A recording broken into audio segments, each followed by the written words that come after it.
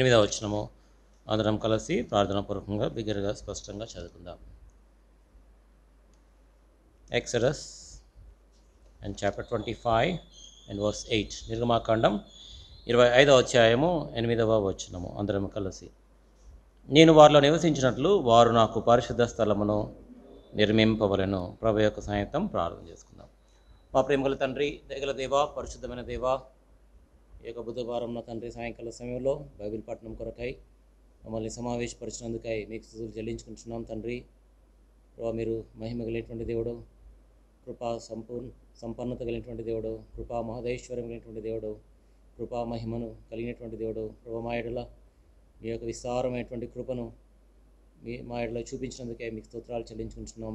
జ్ఞానం మించినటువంటి ప్రేమ చేత మీరు నన్ను మమ్మల్ని అందరినీ కూడా ప్రేమించినారు. కొలవేలైనటువంటి ప్రేమ చేత మమ్మల్ని ప్రేమించినారు. మహాప్రేమ చేత మీరు ప్రేమించారు ప్రభా. ఒకప్పుడు దేవునికి దూరస్థులము, క్రీస్తునకు దూరస్థులము, అటువంటి మమ్ములను దేవునికి క్రీస్తునకు సమీపస్తులుగా, క్రీస్తు యొక్క రక్తమును బట్టి మమ్మల్ని సమీపస్తులుగా చేసినందుకే మీకు స్తుతులు చెల్లించుకుంటున్నాం ప్రభా. ఏ విధంగా మీ యొక్క సన్నిధిలోనికి చేరి రావడానికి ఇచ్చిన ధన్యతను బట్టి స్తోత్రాలు ప్రభా. మీ యొక్క సన్నిధిలో చేరి మిమ్మల్ని గురించినటువంటి పాటలు పాడడానికి ఇచ్చినటువంటి గొప్ప ధన్యత, అవకాశం బట్టి మీకు స్తుతులు చెల్లించుకుంటున్నాం. ఈ యొక్క సమయంలో మీ యొక్క వాక్యాన్ని అధ్యయనం చేస్తుంటుండగా ప్రభా, మీరే మాలో ఉన్న ప్రతి ఒక్కరితో మాట్లాడమని ప్రార్థన చేస్తుంటున్నాం. చేరి వచ్చిన పిల్లలందరి బట్టి స్తోత్రాలు. ఇంకెవరైతే రావాల్సిందో మీరే త్వరపెట్టి వారిని త్వరకొని రావాల్సిందిగా మీకు మొరపెడుతుంటున్నాం.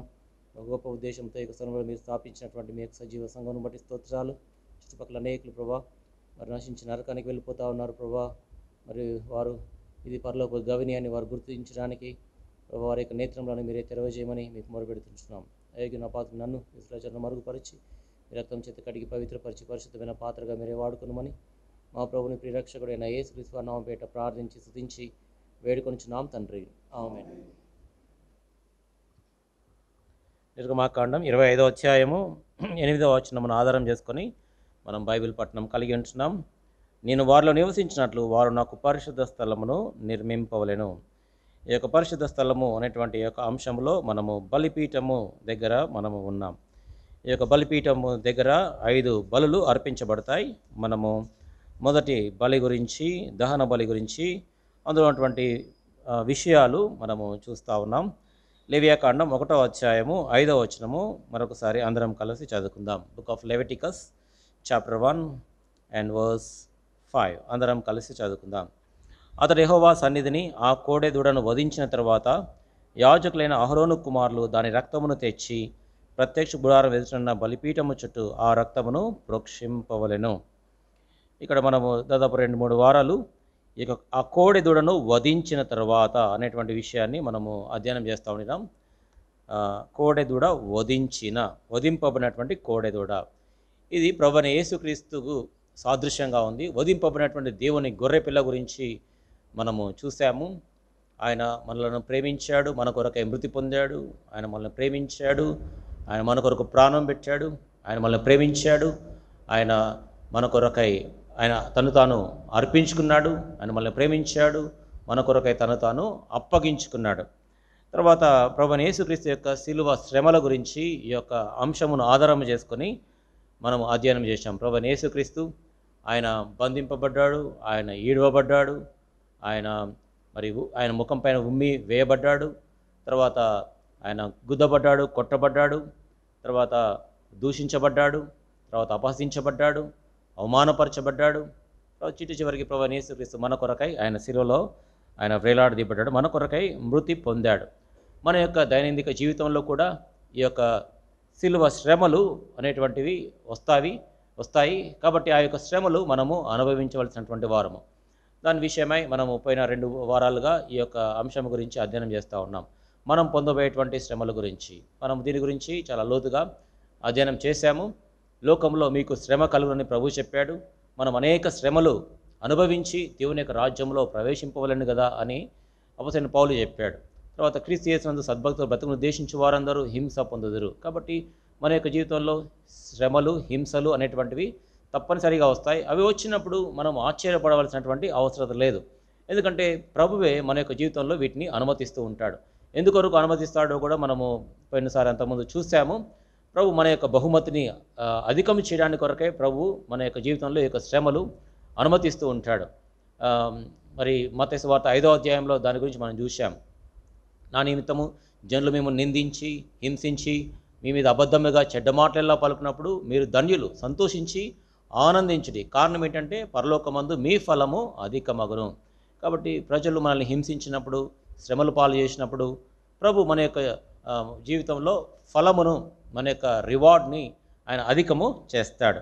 కాబట్టి ఈ యొక్క శ్రమలు అనేటువంటివి తప్పనిసరిగా వస్తాయి. అంతేకాకుండా ఈ యొక్క శ్రమలు అనేటువంటివి క్రీస్తు యొక్క శ్రమలు. మనము క్రీస్తు పక్షముగా ఆయన కొరకు, ఆయన నిమిత్తము మనము శ్రమలు అనుభవిస్తున్నట్లు లెక్క. కాబట్టి మన యొక్క జీవితంలో ఎట్లాంటి శ్రమ అనుభవించినా కానీ, శ్రమ వచ్చినా కానీ ఆ యొక్క శ్రమను మనం ఏ విధంగా తీసుకోవాలంటే, ఇది క్రీస్తు యొక్క శ్రమ, క్రీస్తు పక్షముగా నేను శ్రమ అనుభవిస్తున్నానని మనము భావించాలి.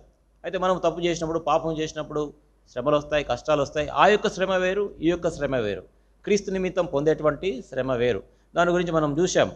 క్రీస్తు పడిన పాటలలో కొదువైన వాటి యందు నేను నా శరీరం ముందు సంపూర్ణము చేయించినానని అపోస్తలుడైన పౌలు కొలస్సీ సంఘానికి పత్రిక రాసి తను అంటాడు. మనం పోయినసారి చూసాం. తర్వాత ఫిలిప్పీ పత్రిక 1వ అధ్యాయము చివరి వచనంలో కూడా చూసాము. మనము క్రీస్తునందు విశ్వాసం ఉంచడం మాత్రమే గాక ఆయన పక్షమున, క్రీస్తు పక్షమున శ్రమపడుటయు మీకు అనుగ్రహింపబడి ఉన్నది. కాబట్టి శ్రమ అనేటువంటిది ప్రభు పక్షముగా, ప్రభు కొరకు మనము అనుభవిస్తున్నాం. అదే ఫిలిప్పీ పత్రిక 1వ అధ్యాయంలో అపోస్తలుడైన పౌలు రాస్తూ అంటాడు, సహోదరులారా నాకు సంభవించినవి మరి సువార్త మరి ఎక్కువగా ప్రబలమోటకే సమకూడినని మీరు తెలుసుకొనగోరుచునని అంటాడు. కాబట్టి అపోస్తలుడైన పౌలుకి శ్రమలు సంభవించాయి అంటే అది క్రీస్తు నిమిత్తము సంభవించాయి. సువార్త మరి ఎక్కువగా ప్రబలమోట కొరకే ఇవి శ్రమలు వచ్చాయి. తర్వాత మనము మోషే గురించి కూడా చూసాం. మోషే మరి ఒకవైపు సుఖభోగాలు ఉన్నాయి, ఫరో యొక్క అంతఃపురం ఉంది, ఫరో కావాల్సినటువంటి వ్యక్తి, రాజు కావాల్సినటువంటి వ్యక్తి. అయితే మోషే దేవుని ప్రజలతో శ్రమ అనుభవించడం మేలని తాను యోచించాడు. కాబట్టి మన యొక్క జీవితంలో కూడా అట్లాంటి తీర్మానము మనం చేయవలసినటువంటి వారము. కాబట్టి మన యొక్క జీవితంలో శ్రమలు వస్తాయి. అవి ఎట్లాంటి శ్రమలు కూడా చూసాం. కొంచెము కాలం ఉండేటువంటి శ్రమలు, తాత్కాలికం ఉండేటువంటి శ్రమలు, అవి చులకని శ్రమ, క్షణమాత్రమైనటువంటి శ్రమ అనేటువంటి వివరాలు మనము గత వారాల్లో చూసాం. దానికి ప్రతిగా ప్రభు మనకు మహిమను ఇవ్వనై ఉన్నాడు. మన ఎదుట మన ఎడల ప్రత్యక్షము కాబోవు మహిమ ఎదుట ఇప్పటి కాలపు శ్రమలు ఎన్న తగినవి కావు అని రోమపత్రిక 8వ అధ్యాయంలో మనము పోయినసారి అంతకుముందు చూసాము. కాబట్టి ప్రభు మనకు శ్రమలకు బదులుగా మరి మహిమను మన కొరకై ఆయన సిద్ధం చేసి ఉంచాడు. దానికి ముందు వచ్చినమే చూసినట్లయితే క్రీస్తుతోడి వారసులము, మహిమ విషయమై క్రీస్తుతోడి వారసులమై ఉన్నాం. అంతేకాకుండా మరి కొరింథీ పత్రికలో మనం చూసాము మహిమా భారము అనేటువంటిది మనం చూసాం. కాబట్టి శ్రమ మన యొక్క జీవితంలో ప్రవేశించినప్పుడు ఆ యొక్క శ్రమకు మరి ప్రతిఫలముగా మనము దేవుని యొక్క మహిమ చేత మనము నింపబడి ఉన్నాము. ఈ యొక్క వివరాలన్నీ కూడా మనము గత వారాల్లో చూస్తాం. క్రీస్తు యొక్క శ్రమలు, ఆయన ఏ విధంగా శ్రమలు పొందాడు, ఆయన మనకు మాదిరికరమైనటువంటి, హీఈస్ ది బెస్ట్ ఎగ్జాంపుల్. తర్వాత అపోస్తలుడైన పౌలు మనకు మాదిరికరంగా ఉన్నాడు. అపోస్తలుడైన పౌలు మాత్రమే కాదు కానీ పాత నిబంధనలో ఉన్నటువంటి ప్రవక్తలందరూ, క్రొత్త నిబంధనలో ఉన్నటువంటి ఆ యొక్క అపోస్తలులందరూ మనకు మాదిరికరముగా ఉన్నారు. వీరందరూ కూడా మనకి ఒక ఎగ్జాంపుల్స్గా, ఒక దృష్టాంతములుగా మనకు ఉన్నారు. కాబట్టి మనకు శ్రమలు వచ్చినప్పుడు, హింస వచ్చినప్పుడు, ఇబ్బంది మరి కష్టము వచ్చినప్పుడు మనం ఆశ్చర్యపడాల్సిన అవసరం లేదు. ఇవి మామూలుగా వచ్చేటువంటివే. కాబట్టి మనం ఆశ్చర్యపడాల్సినటువంటి అవసరం లేదు. కాబట్టి వీరిని మనము ఒక మాదిరికరంగా పెట్టుకోవాలి. మన ప్రభువైన యేసుక్రీస్తుని, అపోస్తలుడైన పౌలుని, తర్వాత మరి అపోస్తలులను, శిష్యులను, తర్వాత పాత నిబంధనటువంటి వారందరూ కూడా హింసించబడ్డారు. ఏ ఒక్కరు కూడా మరి ఘనపరచబడినట్లుగా, వారు ప్రశంసించబడినట్లుగా మనకు బైబిల్ గ్రంథంలో ఎక్కడ కూడా మనకు కనపడదు. ఏ ప్రవక్తని తీసుకున్నా కానీ ప్రతి ప్రవక్త కూడా మరి కొట్టబడ్డాడు, తర్వాత దూషించబడ్డాడు, చెరసాల్లో వేయబడ్డారు, కొంతమంది చంపబడ్డారు. ఏ ప్రవక్త కూడా ప్రశంసించబడినట్లుగా, ఏ ప్రవక్త అయినా కానీ ఘనపరచబడినట్లుగా మనకు ఎక్కడ కూడా మనకు కనపడదు. కాబట్టి శ్రమలు అనేటువంటివి మన యొక్క జీవితంలో తప్పనిసరిగా వస్తాయి. వాటిని మనము ఎదుర్కోవాల్సినటువంటి వారము, వాటిని అనుభవించవలసినటువంటి వారము. ఈ యొక్క దినమున ఈ యొక్క వచనంలో రక్తము అనేటువంటి అంశం గురించి మనం చూస్తాం. మరొకసారి ఈ వచనాన్ని అందరం కలిసి చదువుకుందాం. లేవియాకాండం 1వ అధ్యాయము 5వ వచనం అందరం కలిసి చదువుకుందాం. అతడు యెహోవా సన్నిధిని ఆ కోడె దూడను వధించిన తర్వాత యాజకులైన అహరోను కుమారులు దాని రక్తమును తెచ్చి ప్రత్యక్ష గుడారం ఎదురున్న బలిపీఠము చుట్టూ ఆ రక్తమును ప్రోక్షింపవలెను. ఇక్కడ వధించేది ఎవరు అంటే, ఎవరైతే కోడె దూడ తీసుకొస్తారో వారు మాత్రమే వధిస్తారు. యాజకుడు కానీ, ప్రధాన యాజకుడు కానీ, అహరోను కుమారులు కానీ ఈ ఈ కోడె దూడను ఎంత మాత్రము వధించరు. ఎవరైతే ఈ బలిని తీసుకొస్తారో వారు ప్రత్యక్ష గుడారం ఎదుటికి ఆ ద్వారం ఎదుగు తీసుకుని రావాలి. ఆ ద్వారం ఎదుటనే వారు ఆ పశువును వధించాలి. వధించిన తర్వాత ఆ యొక్క రక్తమును తీసుకోవాలి. ఆ యొక్క రక్తమును యాజకులకు అప్పగించాలి. చూడండి, అక్కడ రాయబడింది, యాజకులైన అహరోను కుమారులు దాని రక్తమును తెచ్చి, ఆ రక్తమును యాజకులు తీసుకోవాలి. ఆ యొక్క రక్తమును ఆ బలిపీఠము చుట్టూ వారు ప్రోక్షింపవలసినటువంటి వారు. ఈ యొక్క రక్తము గురించి, దాని యొక్క సిగ్నిఫికెన్స్ గురించి మనము ఈ యొక్క దినమున కొంచెము అధ్యయనం చేసుకుంటాం. ఈ యొక్క ఎందుకు రక్తము చిందించాల్సి వచ్చింది? పాత నిబంధనలో కానీ క్రొత్త నిబంధనలో కానీ రక్తము చిందించబడుట మనము సాధారణంగా చూస్తాం. ఎందుకు రక్తం? చాలామంది అన్యజనులు కూడా ఈ యొక్క రక్తము ఎందుకు చిందిస్తారు అని అడుగుతూ ఉంటారు. నన్ను కూడా నా కొలీగ్ ఒక ఆయన అడిగాడు, ఎందుకు రక్తం, వై బ్లడ్ అని. చాలా ఏళ్ల క్రితం, ఒక 10 ఏళ్ల క్రితం అడిగాడు. నాకు అప్పటికి ఆన్సర్ లేదు, ఏం చెప్పాలో నాకు అర్థం కాలేదు. ఎందుకు రక్తం చిందించాలి, ఎందుకు రక్తం చిందించబడాలి, కారణం ఏంటి అంటే సడన్గా అడిగేసరికల్లా అసలు నాకేం అర్థం కాలేదు, నాకు ఏమి చెప్పాలో నాకు అర్థం కాలేదు. అప్పుడు సైలెంట్గా ఉన్నాను. తర్వాత దాని గురించి అధ్యయనం చేసిన తర్వాత ఎందుకు బ్లడ్, వై బ్లడ్ అంటే బైబిల్ గ్రంథము దానికి ఎంతో చక్కటి జవాబు ఇస్తుంది. ఉదాహరణకి చూస్తే చూడండి, ఆదికాండము 9వ అధ్యాయం, ఆదికాండము 9వ అధ్యాయము 4వ వచనము. ఆదికాండము 9వ అధ్యాయము 4వ వచనము. ఆయనను మాంసమును దాని రక్తముతో మీరు తినకూడదు, రక్తమే దాని ప్రాణము, రక్తమే దాని ప్రాణము. తర్వాత ఇదే అధ్యాయము 6వ వచనము. నరుని రక్తమును చిందించు వాని రక్తము నరుని వలనే చిందింపబడును, ఏలైనగా దేవుడు తన స్వరూపమందు నరుని చేసెను. తర్వాత 5వ వచనంలో, మరియు మీకు ప్రాణమైన మీ రక్తమును గూర్చి విచారణ చేయుదును. కాబట్టి మనకు ప్రాణం ఏంటి అంటే రక్తం. There is life in the blood. అంటే రక్తం ఎక్కడ ఉందంటే మన రక్తములో ప్రాణం ఉంది. ప్రాణం ఎక్కడ ఉంది అంటే రక్తములో ఉంది. చాలామంది సైంటిస్టులు అంటే వైద్యులు చాలా సంవత్సరాలకి ఇది వాళ్ళకి అర్థం కాలేదు. చాలా సంవత్సరాలు పరిశోధన చేశారు. అయితే చాలా సంవత్సరాలు ఏమనుకునేవారు అంటే వైద్యులు కానీ చాలామంది ప్రఖ్యాతిగాంచినటువంటి వారు ప్రాణం ఎక్కడుంది అని వారిని అడిగితే వారు ఏం చెప్పేవారంటే గుండెలో ఉందని చెప్పేవారు కొంతమంది ఏమో మెదడులో ఉంది అని చెప్పేవారు. రకరకాలుగా చెప్తుండేటువంటి వారు. మరి దానికి ఏది కూడా రుజువు కాలేదు. తర్వాత కనుక్కున్నటువంటి సంగతి ఏంటంటే వైద్యశాస్త్రంలో రక్తములోనే ప్రాణం ఉందని కనుక్కున్నారు. రక్తంలోనే ప్రాణం ఉంది. ఎవరికైనా యాక్సిడెంట్ అయితే రక్తం పోతుంది. రక్తం పోయిందంటే ప్రాణం పోయినట్టే. కాబట్టి ఆ యొక్క రక్తములోనే ప్రాణం ఉందని వైద్యశాస్త్రము బహుశా ఒక 150 సంవత్సరాల క్రితము అది రుజువు చేసింది, నిర్ధారణ చేసింది. బహుశా 150 సంవత్సరాలు, నాకు ఎగ్జాక్ట్ తెలియదు. బట్ అంతకుముందు మాత్రము ప్రాణం ఎక్కడుందో ప్రజలకు అర్థమయ్యేది కాదు. అయితే వైద్యశాస్త్రంలో ఇట్ ఈస్ ప్రూవెన్, ప్రాణం అనేటువంటిది రక్తములోనే ఉందని రుజువు చేశారు. అందుకనే మనకి ఏదైనా డిసీజ్ కావాలి అంటే, డిసీజ్ గురించి తెలుసుకోవాలంటే తప్పనిసరిగా రక్త పరీక్ష చేస్తారు. రక్త పరీక్ష ద్వారానే చాలా డిసీజెస్ వస్తాయి. కొన్ని వందల కొలది డిసీజెస్ రక్తంలోనే వస్తాయి. కారణం ఏంటంటే రక్తంలోనే ప్రాణము ఉంది. కాబట్టి ఈ యొక్క రక్తం చిందించబడాలి. రక్తము చిందించబడకుండా పాప క్షమాపణ కలగదు. మనకు బాగా పరిచయమైనటువంటి వచనమే హెబ్రీ పత్రిక 9వ అధ్యాయము 22వ వచనము. హెబ్రీలకు 9వ అధ్యాయము 22వ వచనము. మరియు ధర్మశాస్త్ర ప్రకారము సమస్త వస్తువులను రక్తము చేత శుద్ధి చేయబడనియు రక్తము చిందింపకుండా పాప క్షమాపణ కలగదనియు సామాన్యముగా చెప్పవచ్చును. రక్తము చిందించబడకపోతే పాప క్షమాపణ కలగదు. అయితే పాపం వలన వచ్చే జీతం మరణము. ఏంటా మరణము అంటే అది మొదటి మరణము కాదు. మొదటి మరణం అందరికీ వస్తుంది. నీతిమంతులకు వస్తుంది, అనీతిమంతులకు వస్తుంది, క్రైస్తవులకు వస్తుంది, క్రైస్తవేతరులకి అందరికీ మరణము సంభవిస్తుంది. అయితే దానికి మూల అర్థం ఏంటంటే మరి పాపం వలన వచ్చే జీతం మరణము అంటే ఆ యొక్క మరణము రెండవ మరణము. మనం గతంలో కూడా బహుశా చూసి ఉంటాము. ప్రకటన గ్రంథము 20వ అధ్యాయము 14వ వచనంలో, ప్రకటన గ్రంథం 20వ అధ్యాయం 14వ వచనం, మరణమును మృతుల లోకమును అగ్నిగుండంలో పడవేయబడెను, ఈ అగ్నిగుండము రెండవ మరణము. తర్వాత 21వ అధ్యాయము 8వ వచనంలో కూడా ఈ రెండవ మరణం గురించి రాయబడింది. అదేంటంటే అగ్ని గంధకములతో మండు గుండము. రెండవ మరణము అగ్నిగుండము. అగ్ని గంధకములతో మండేటువంటి గుండము రెండవ మరణము. కాబట్టి పాపం వల్ల వచ్చు జీతము మరణము. మరణము అంటే ఈ యొక్క అగ్నిగుండము. ఈ యొక్క అగ్నిగుండము నుంచి తప్పించాలంటే దేవుడు మాత్రమే తప్పించగలడు. మిగతా వారు ఎవ్వరు కూడా తప్పించలేరు. అయితే మనమందరం కూడా పాపలమే. బైబిల్ గ్రంథం చెప్తా ఉంది, నీతిమంతులు లేడు ఒక్కడునూ లేడని చెప్తా ఉంది. అందరూ పాపలైనప్పుడు అందరూ కూడా ఈ యొక్క రెండవ మరణాన్ని అనుభవించి తీరాల్సిందే. ఈ యొక్క అగ్నిగుండంలోనికి వెళ్ళవలసినటువంటి వారే. అయితే దేవుడు నీతిమంతుడు, ఆయన పరిశుద్ధుడు. ఒక దోషిని ఆయన నిర్దోషిగా ఎంత మాత్రం కూడా ఎంచడు. కాబట్టి పాపం చేసిన వారిని మామూలుగా ఆయన ఉత్తిగానే క్షమించలేడు.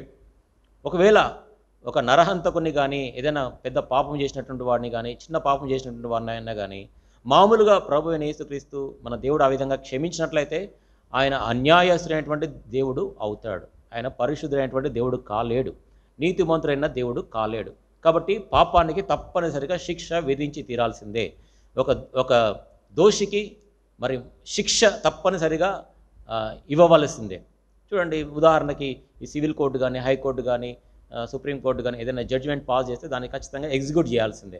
ఎవరికైనా ఉరి శిక్ష వేశారనుకోండి, దిశ ఆ యొక్క సంఘటనలో కావచ్చు, లేకపోతే కసబ్ ఆ యొక్క విషయంలో కావచ్చు, మరణశిక్ష వేసినారు. మరణశిక్ష వేసినప్పుడు ఆ శిక్ష వేసినప్పుడు దాన్ని రద్దుపరిచేటువంటి వారు ఎవరు లేరు. ఒక్కసారి ఆ కసబ్ ఎగ్జాంపుల్ తీసుకుంటే, ఆ తీవ్రవాది వానికి మరణశిక్ష వేశారు, ఉరి తీశారు, ఆ యొక్క జడ్జిమెంట్ వచ్చేసింది. ఆ జడ్జిమెంట్ కొట్టేసేటువంటి వారు ఎవరు లేరు. ఒకవేళ ఏదైనా న్యాయాధిపతి జడ్జి కానీ ఇతనికి మరణశిక్ష తీసేస్తున్నాను, ఇతన్ని క్షమిస్తున్నానంటే ఎవరైనా ఒప్పుకుంటారా? ఎవరు కూడా ఒప్పుకోలేరు. ఒకవేళ ఆ విధంగా పొరపాటున జడ్జి ఆ విధంగా కేసును కొట్టేస్తే అతని ఉద్యోగం పోతుంది, అతనికి ఉన్నటువంటి రెప్యుటేషన్ పోతుంది. తర్వాత వేరే మరలా అపీల్ చేస్తారు, తప్పనిసరిగా ఆ యొక్క శిక్ష అనేటువంటిది ఖచ్చితంగా అమలు చేయబడుతుంది. కాబట్టి ఏ జడ్జి అయినా కానీ ఆ యొక్క శిక్షను ఎంత మాత్రం కూడా కొట్టి వేయలేడు. ఒకవేళ ఆ జడ్జి కానీ కొట్టివేసినట్లయితే అన్యాయస్తుడైన జడ్జ్ అవుతాడు.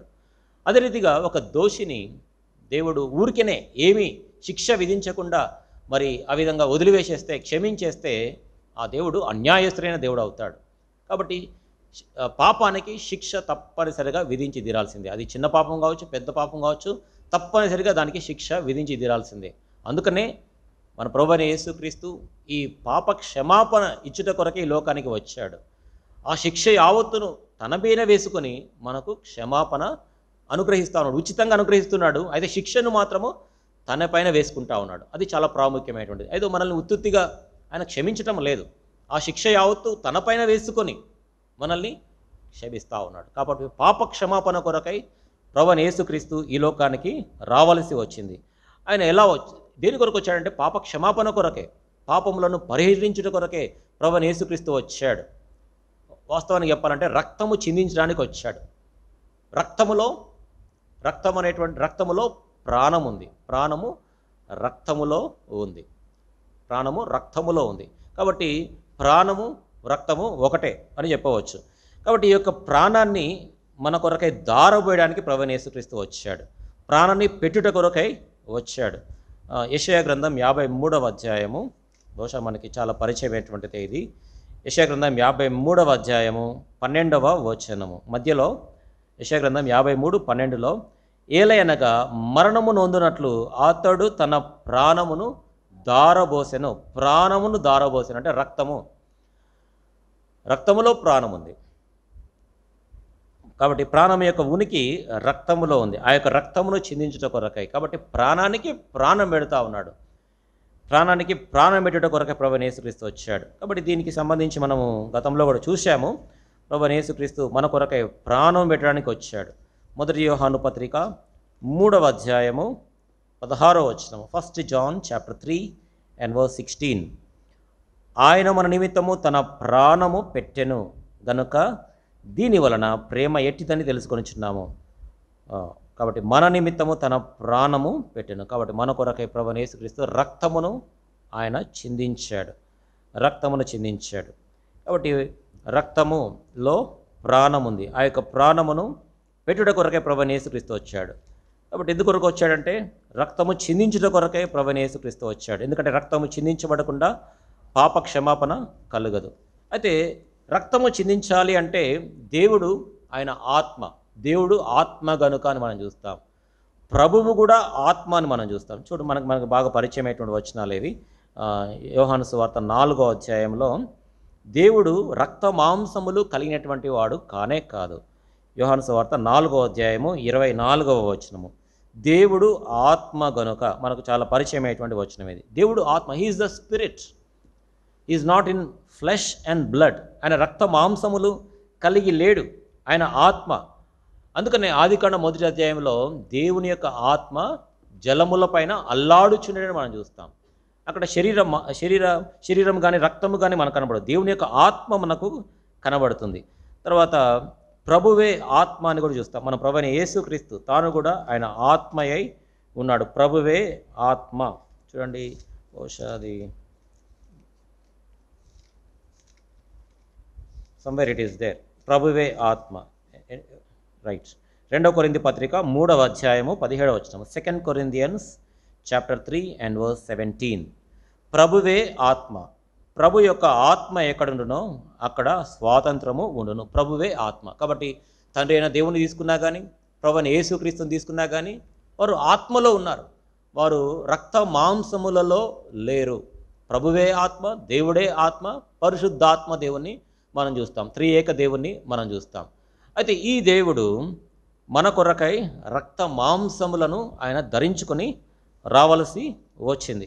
చూడండి, హెబ్రీ పత్రిక, హెబ్రీయులకు 2వ అధ్యాయము, మనకు తెలుగు బైబిల్లో 14-15 వచనాలు కలిసి ఉన్నాయి. హెబ్రీ పత్రిక 2వ అధ్యాయము 14-15 వచనాలు.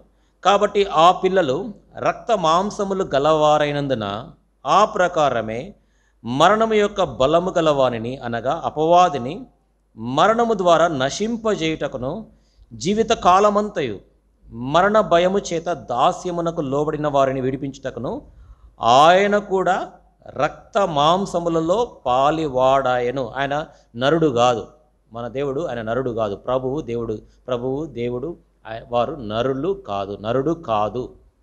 ఆయన నరుడు కాదు, సాక్షాత్తు దేవుడై ఉన్నాడు. ఆయన రక్త మాంసములలో పాలివాడాయను. ఆయన పాలివాడయ్యాడు అంటే రక్త మాంసములు ఆయన ధరించుకున్నాడు. తర్వాత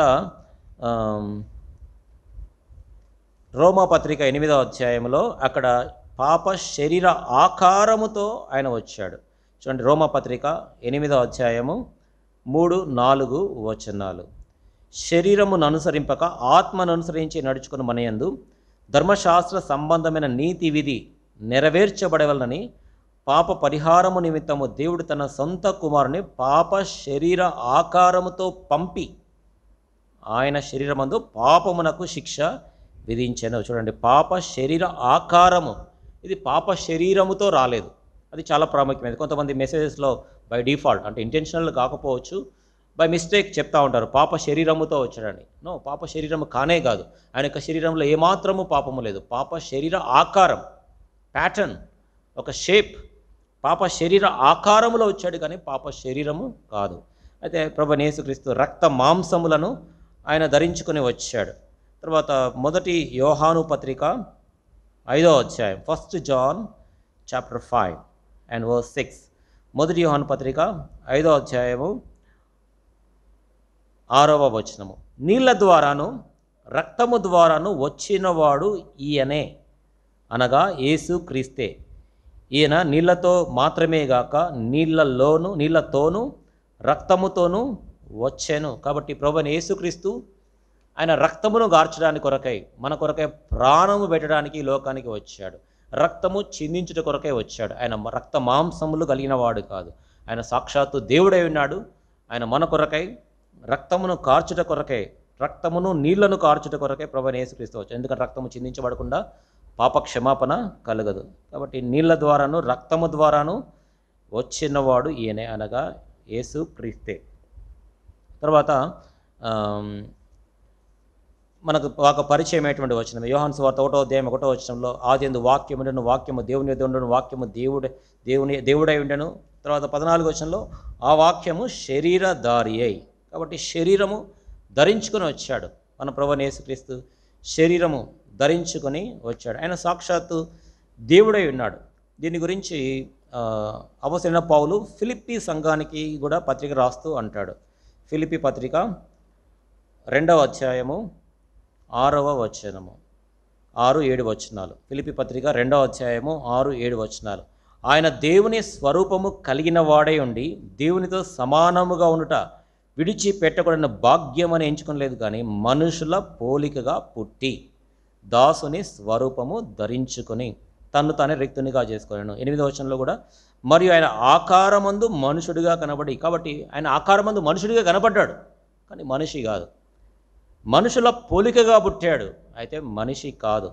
దాసుని స్వరూపము ధరించుకున్నాడు, వాస్తవానికి ఆయన దాసుడు కాదు. చాలామంది ప్రభువైన యేసుక్రీస్తుని మిస్అండర్స్టాండ్ చేసుకుంటా ఉన్నారు. చాలామంది క్రైస్తవులు కూడా, చాలా సంవత్సరాల ఆత్మీయ అనుభవం కలిగినటువంటి వారు సైతము ఈ విషయంలో చాలా తప్పిపోతూ ఉన్నారు. ఒక ఇంగ్లీష్లో ఒక హిమ్ ఉంది, ఒక చక్కటి హిమ్ రాశాడు, చాలా సంవత్సరాల ఆత్మీయ అనుభవం ఉంది. ఆయన నమ్మేది ఏంటంటే కేవలం యేసుక్రీస్తు ప్రభు దేవుని దాసుడు, యేసుక్రీస్తు సేవకుడు, దేవుని సేవకుడు అని మాత్రమే నమ్ముతా ఉన్నాడు. అయితే దేవుని యొక్క వాక్యాన్ని పూర్తిగా మనం చూడాలి. ఏదో ఒక వచనాన్ని తీసుకొని దాన్నే మనం ఆధారం చేసుకుంటే మనకు సరిపోదు. దేవుని యొక్క వాక్యాన్ని, సంపూర్తి బైబిల్ గ్రంథాన్ని మనం తీసుకోవాలి. ఇక్కడ అపోస్తలుడైన పౌలు అంటాడు, ఏమంటాడు? దాసుని స్వరూపము ధరించుకున్నాడు. దాసుని స్వరూపం ధరించుకున్నంత మాత్రం ఆయన దాసుడు కాదు. ఆయన వాస్తవానికి దేవుని స్వరూపం కలిగినటువంటి వాడు. దాసుడు అని ఎందుకు అంటారంటే కొంతమంది దీంట్లో మరి కన్ఫ్యూజన్ అయిపోతూ ఉన్నారు. యెషయా గ్రంథము 53వ అధ్యాయంలో అక్కడ సేవకుడు అనేటువంటి మాట చూస్తాం. చూడండి, యెషయా గ్రంథం 53వ అధ్యాయము 11వ వచనము. యెషయా గ్రంథం 53:11. అతడు తనకు కలిగిన వేదనను చూచి తృప్తి నొందును, నీతిమంతుడైన నా సేవకుడు జనుల దోషములను భరించి. ఇక్కడ నా సేవకుడు, మై సర్వెంట్, నా దాసుడు అని ఉంది కాబట్టి ఇక్కడ దీన్ని మాత్రమే తీసుకుంటా ఉన్నారు. కానీ ఇక్కడ అపోస్తలుడైన పౌలు ఆ సేవకుడు, ఆ దాసుడు ఏంటి అనేటువంటిది చాలా సంవత్సరాల తర్వాత ఈ ఫిలిప్పీ సంఘానికి పత్రిక రాస్తూ తన యొక్క విషయాన్ని చెప్తాడు. ఏంటంటే దాసుని స్వరూపము ధరించుకొని, ఆయన స్వరూపాన్ని ధరించుకున్నాడు, దాసుని స్వరూపం ధరించుకుని వచ్చాడు. ఆయన పరిచారము మరి చేయించుకోవడానికి రాలేదు, ఆయన చేయడానికి వచ్చాడు. కాబట్టి శిష్యుల యొక్క పాదములను కూడా ఆయన కడిగినాడు. కాబట్టి తన టువాలు తీసుకొని నడుము కట్టుకొని ఆయన దాసత్వం అంటే దాసుని యొక్క రూపాన్ని ధరించుకొని ఆయన సేవ చేయడానికి, పరిచారం చేయడానికి ఆయన వచ్చాడు. దాసుని స్వరూపము ధరించుకొని, అయితే ఆయన దాసుడు కాదు, ఆయన రక్తమాంసములు ధరించుకొని మన కొరకై వచ్చాడు. అందుకనే ప్రభువైన యేసుక్రీస్తు తాను సిలువలో వేలాడదీయబడిన తర్వాత ఒక సైనికుడు వచ్చి ప్రభువైన యేసుక్రీస్తు యొక్క ప్రక్కలో బల్లము చేత పొడిచినప్పుడు రక్తమును నీళ్లును కారెను అని మనం చూస్తాం. కేవలం యోహాను సువార్తలో మాత్రమే ఇది మనం చూస్తాం. మనము ప్రభువైన యేసుక్రీస్తు రక్తముతో నీళ్లతో, రక్తములో నీళ్లలో వచ్చాడని 1 యోహాను పత్రిక 5వ అధ్యాయంలో మనం చూసాము. తర్వాత యోహాను సువార్తలోనే ఒక్కచోటే మనం చూస్తాం. యోహాను సువార్త 19వ అధ్యాయము 34వ వచనం. మిగతా సువార్తల్లో ఇది రాయబడలేదు. యోహాను సువార్త 19వ అధ్యాయము 34వ వచనము. సైనికులలో ఒకడు ఈటెతో ఆయన ప్రక్కను పొడిచెను, వెంటనే రక్తమును నీళ్లును కారెను. రక్తములో నీళ్ళల్లో ఆయన వచ్చాడు 1 యోహాను 5వ అధ్యాయం ప్రకారం. కాబట్టి రక్తములో నీళ్ళలో వచ్చాడు, రక్తమును నీళ్లను ధరించుకున్నాడు. రక్త మాంసములు కలిగి ప్రభువైన యేసుక్రీస్తు వచ్చాడు. ఎందుకు వచ్చాడు? కారణం ఏంటంటే రక్తమును చిందించే కొరకై. రక్తమే దేహమునకు ప్రాణము. ఆ ప్రాణమును పెట్టడానికి కొరకై ప్రభువైన యేసుక్రీస్తు ఆయన రావాల్సి వచ్చింది. ఎందుకు రక్తము అంటే రక్తము చిందించబడకుండా పాపక్షమాపణ కలగదు. ఉత్తుత్తిగా దేవుడు కదా, ఆయన సృష్టికర్త కదా, ఆయన సర్వాధికారం కలిగినటువంటి దేవుడు కదా, ఉత్తుత్తిగానే క్షమిస్తాడా అంటే క్షమించవచ్చేమో. అయితే క్షమిస్తే ఆయన అన్యాయస్తుడైనటువంటి దేవుడు అయిపోతాడు, అనీతిమంతుడు అయిపోతాడు, అపరిశుద్ధుడు అయిపోతాడు. కాబట్టి పాపానికి చిన్న పాపమైనా కానీ దాన్ని తప్పనిసరిగా శిక్ష విధించి తీరాల్సిందే, రక్తము చిందించవలసిందే. రక్తము చిందించకుండా పాప క్షమాపణ కలుగదు. అందుకనే ప్రభువైన యేసుక్రీస్తు మన కొరకై ఆ పాప క్షమాపణను ఇచ్చి నిమిత్తమై ఆయన రక్తమాంసములో పాలివాడై, రక్తమాంసములు ధరించుకొని దాసుని స్వరూపం ధరించుకొని, మనుష్య రూపాన్ని ధరించుకొని, మనుష్య ఆకారములోనికి పాప శరీర ఆకారమును ధరించుకొని ఆయన వచ్చాడు. కాబట్టి తన యొక్క మహిమను విడిచిపెట్టాడు. ఆయన ఆత్మయ్య అయి ఉన్నాడు, మహిమలో ఉన్నాడు. అట్లాంటిది ప్రభువైన యేసుక్రీస్తు మన కొరకై ఆయన తగ్గించుకొని పాప శరీర ఆకారమును, దాసుని స్వరూపమును, మనుషుని యొక్క పోలికను ధరించుకొని రక్త మాంసములలో పాలివాడు. రక్తములో నీళ్ళలో ఆయన ప్రభువైన యేసుక్రీస్తు మన కొరకై ఆయన వచ్చి మన కొరకై రక్తమును కార్చాడు. కాబట్టి ఈ యొక్క రక్తము చిందించడం ద్వారా మనకు పాప క్షమాపణ అనుగ్రహించాడు. ఇది ఎట్లాంటి రక్తం అంటే దీనికి కొన్ని పేర్లు ఇవ్వబడ్డాయి. చూడండి, ఉదాహరణకి మత్తయి సువార్త ప్రభువైన యేసుక్రీస్తు తానే స్వయముగా చెప్పాడు. మత్తయి సువార్త 26వ అధ్యాయము, మత్తయి సువార్త 26వ అధ్యాయము 28వ వచనం. మత్తయి సువార్త 26వ అధ్యాయము 28వ వచనము. ఇది నా రక్తము అనగా పాప క్షమాపణ నిమిత్తము అనేకుల కొరకు చిందింపబడుచున్న నిబంధన రక్తము. Say new covenant blood. ఇక్కడ పైన ఒకటని రాసి కింద రాశారు క్రొత్త నిబంధన రక్తము. It's a blood of new covenant. క్రొత్త నిబంధన రక్తం ఇది. ప్రభువైన యేసుక్రీస్తు దీనికి పేరు పెట్టాడు, క్రొత్త నిబంధన రక్తం. ఈ యొక్క మాటలో చాలా విషయాలు ఉన్నాయి. It's my blood. ప్రభు అంటాడు ఇట్స్ మై బ్లడ్, నా రక్తము. ఏదో పరలోకం ఉన్నటువంటి 24 పెద్దలు ఒక పెద్దను పంపించలేదు. శరాపులు కిరాపులు ఉన్నారు, తర్వాత బలిష్ఠమైనటువంటి దేవతలు ఉన్నారు, పరిశుద్ధులైనటువంటి దేవతలు చాలామంది ఉన్నారు, పరిశుద్ధులు ఉన్నారు. అయితే వారిలో ఎవరిని పంపించలేదు. ప్రభువైన యేసుక్రీస్తు తానే ఈ లోకానికి వచ్చాడు. అందుకని ఆయన అంటాడు ఇట్ ఈస్ మై బ్లడ్, నా రక్తము. దేవతల రక్తం అనట్లేదు, పెద్దల్లో ఒక రక్తం అనట్లేదు. ఇట్స్ మై బ్లడ్, నా రక్తము పాప క్షమాపణ నిమిత్తము అనేకుల కొరకు చిందించబడుచున్న నిబంధన. ఇది ఎందుకొరకు చిందించబడుతుందంటే ఇక్కడ కూడా చెప్తున్నాడు ప్రభువైన యేసుక్రీస్తు. రక్తము చిందించబడకుండా పాప క్షమాపణ కలుగుట అసాధ్యం.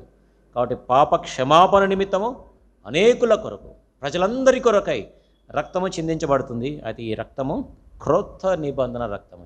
It's a blood of new covenant. అయితే క్రొత్త నిబంధన రక్తం ఏంటి, పాత నిబంధన రక్తం ఏంటి? ఇది క్రొత్త నిబంధన రక్తము. పాత నిబంధన రక్తము పాత నిబంధనలో మనం చూడాలి. దాని గురించి హెబ్రీ గ్రంథకర్త చాలా చక్కగా వర్ణించాడు. చూడండి, హెబ్రీ పత్రిక 9వ అధ్యాయం, హెబ్రీ పత్రిక 9వ అధ్యాయము 10వ అధ్యాయము 3వ వచనము.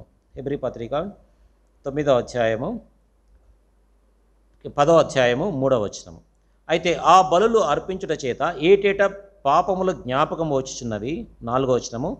ఏలయనగా ఎడ్ల యొక్కయు మేకల యొక్కయు రక్తము పాపములను తీసివేయుట అసాధ్యము. పాపములను తీసివేయుట అసాధ్యం.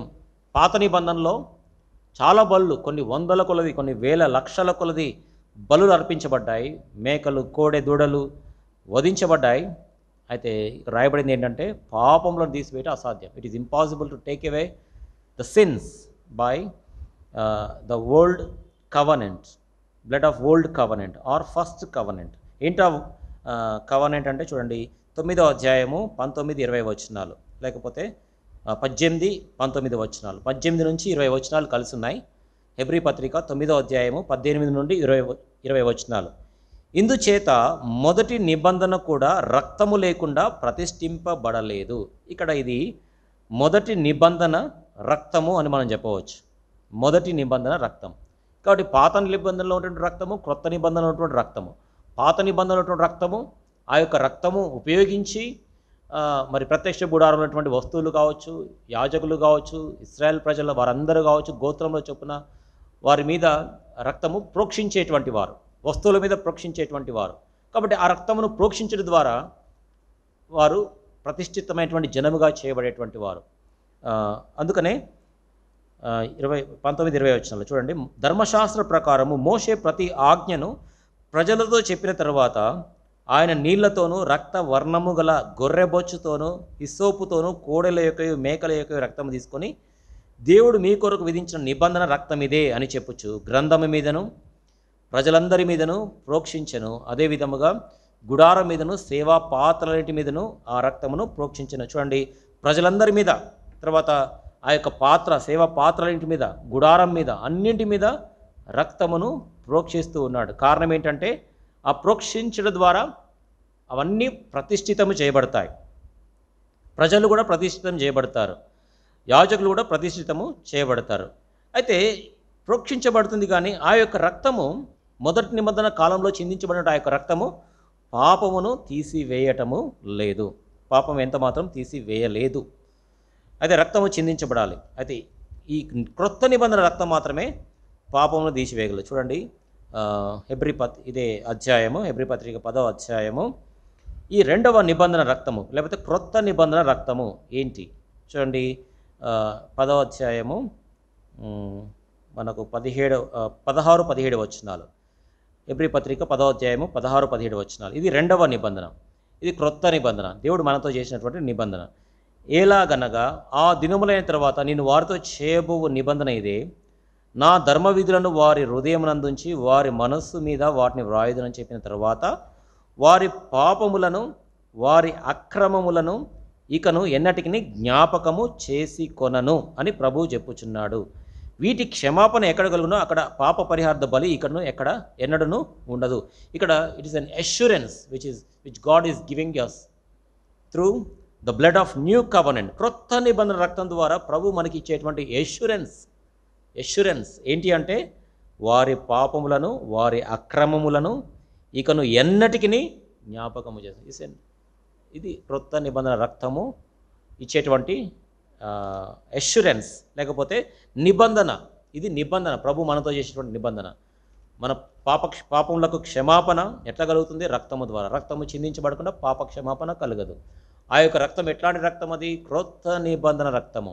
ప్రభువైన యేసుక్రీస్తు ప్రభువు చెప్పాడు, నా రక్తం అని చెప్పాడు. క్రొత్త నిబంధన రక్తం ద్వారా మనకి ఇచ్చేటువంటి అష్యూరెన్స్ ఏంటంటే పాపములను ఇకను ఎన్నడను జ్ఞాపకము చేసుకోనని చెప్పాడు. తర్వాత ఇదే నిబంధన గురించి ఇదే హెబ్రీ పత్రిక 8వ అధ్యాయంలో కూడా మనము చూడగలం. చూడండి, హెబ్రీ పత్రిక 8వ అధ్యాయము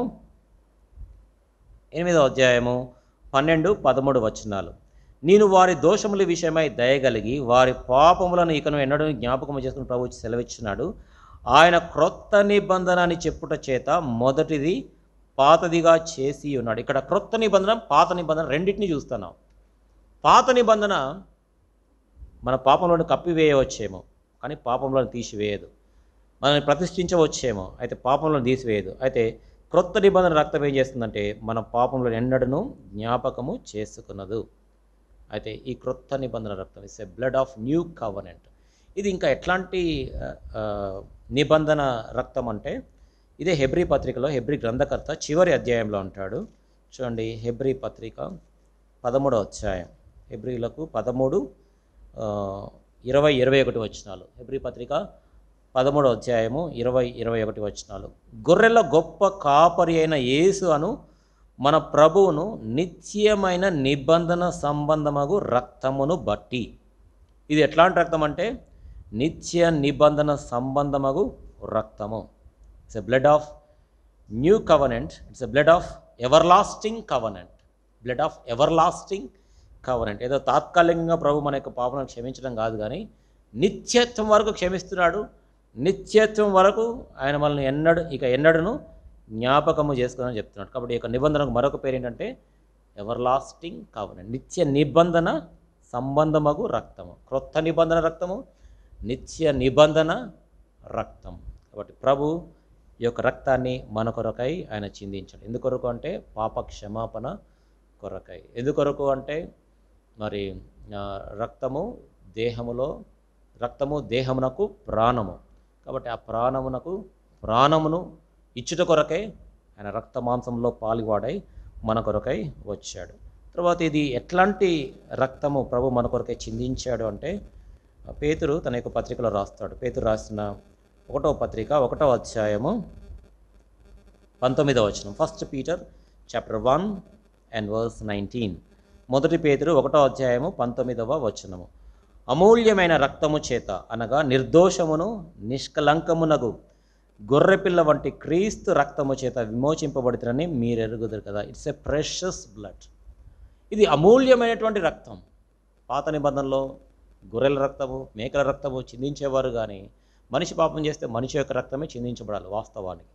అయితే మన ప్రభువు యేసుక్రీస్తు మన కొరకై తన యొక్క అమూల్యమైన రక్తాన్ని చిందించాడు. అది గొర్రెల రక్తము లేకపోతే కోడెల యొక్క రక్తము అది అమూల్యమైన రక్తము కాదు, అది జంతువుల యొక్క రక్తము. అయితే మనుషుల యొక్క రక్తము, ఎందుకంటే నీతిమంతులు లేడు, ఒక్కడును లేడని రాయబడింది. కాబట్టి ఒక్కరు కూడా నీతిమంతులు లేకపోతే అందరూ పాపులైతే వారి యొక్క రక్తం పరిశీలిస్తే, వారి యొక్క రక్త పరీక్ష చేస్తే ఎన్నో రోగాలు కనబడతాయి. అందులో పాపము తప్పనిసరిగా ఉండి తీరుతుంది. అది మన ప్రభువైన యేసుక్రీస్తు యొక్క రక్తము అమూల్యమైన రక్తం. It's a precious blood. ఒక్క పాపమైనా కానీ, ఒక్క చిన్న మరక కానీ లేనటువంటి రక్తం. It's a precious blood. తర్వాత ఎట్లాంటి రక్తం అంటే ఇదే వచనంలో, నిర్దోషమును నిష్కలంకమునగు గొర్రెపిల్ల వంటి క్రీస్తు రక్తం.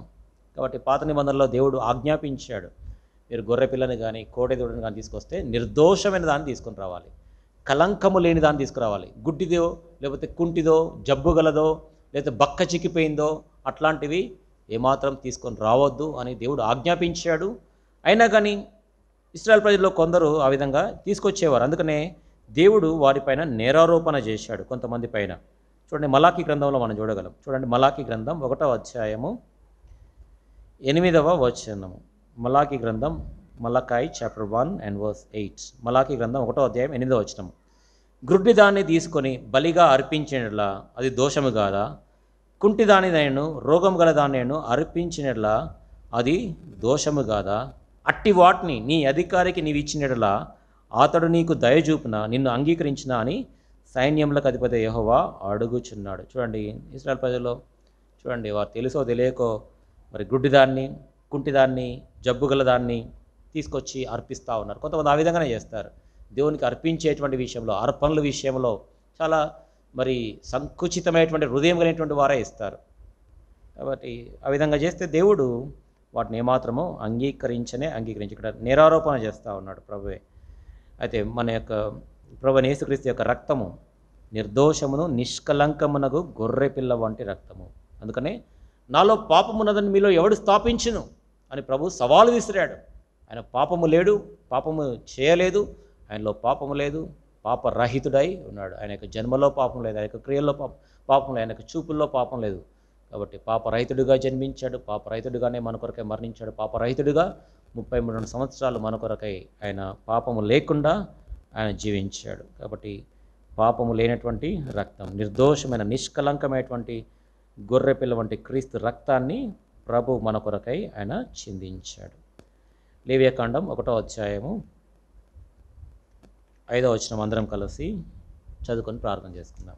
బుక్ ఆఫ్ లెవిటికస్ చాప్టర్ 1, లేవియాకాండం 1వ అధ్యాయము 5వ వచనము అందరం కలిసి చదువుకుందాం. అతడు యెహోవా సన్నిధిని ఆ కోడెదూడను వధించిన తరువాత యాజకులైన అహరోను కుమారులు దాని రక్తమును తెచ్చి ప్రత్యక్ష గుడారం ఎదురున్న బలిపీఠము చుట్టూ ఆ రక్తమును ప్రోక్షింపవలెను. కాబట్టి ఈ యొక్క రక్తము అనే అంశం గురించి మనము కొంతవరకు అధ్యయనం చేశాం. ప్రభు చిత్తమైతే వచ్చే వారము ఈ యొక్క రక్తం మనకి ఏం చేస్తుంది, what are the effects of this blood in our life, ఏమేమి చేస్తుంది, ఈ రక్తం యొక్క ప్రభావాన్ని, రక్తం యొక్క శక్తిని మనము వచ్చే వారము ప్రభు చిత్తమైతే చూస్తాం. ప్రార్థన చేసుకుందాం. మోకరించండి, కళ్ళు మూసుకుందాం.